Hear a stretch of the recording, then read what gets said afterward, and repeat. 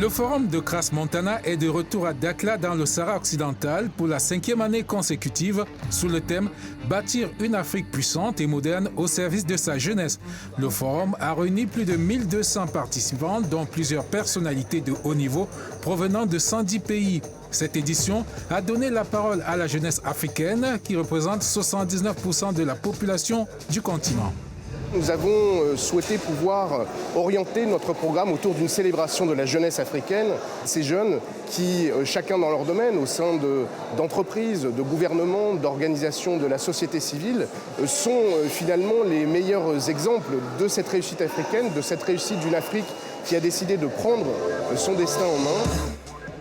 Près de 25% de femmes africaines, dont des Marocaines, sont entrepreneurs. Elles sont devenues les championnes du monde de la création d'entreprises. Une plateforme unique d'échange et de discussion dédiée à la promotion des femmes en Afrique a été coprésidée par Mme Hash Boucha Zoubey de la fondation Fosbukra.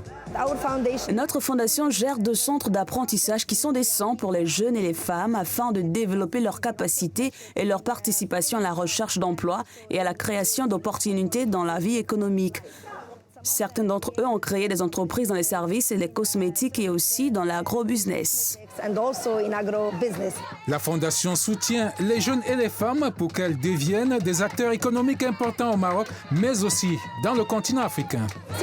60% de nos bénéficiaires sont des femmes et nous considérons qu'investir dans les femmes et les jeunes, c'est investir dans l'avenir. Le programme Bourse d'excellence de la Fondation offre aux bénéficiaires l'opportunité de rejoindre les plus grandes écoles nationales et internationales.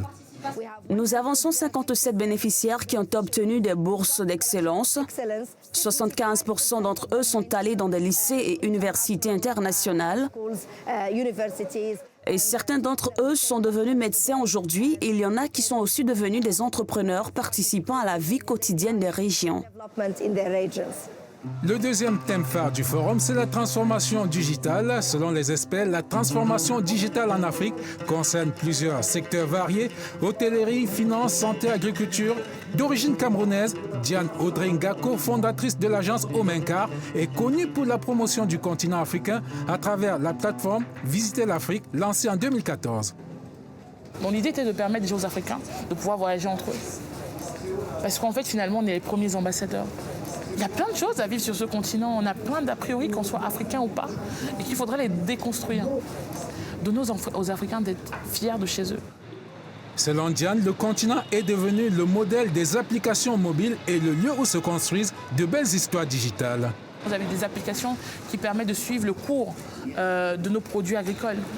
Et lorsque le trader vient vous prendre 1 tonne de café, 100 kilos de plantain, vous leur dites « Ah ben non, sur le marché aujourd'hui, ça vaut ça ». Le digital nous donne confiance, ça nous permet aussi en tant que jeunes Africains de nous connecter, de nous dire que, écoute, toi qui es en Mauritanie, tu as exactement les mêmes problèmes que moi qui suis au Mali, mais avec ton background et mon background, on peut trouver un environnement qui nous rassure, qui nous permet de toujours croire et de toujours rêver. Et je pense que la jeunesse africaine a besoin de rêver.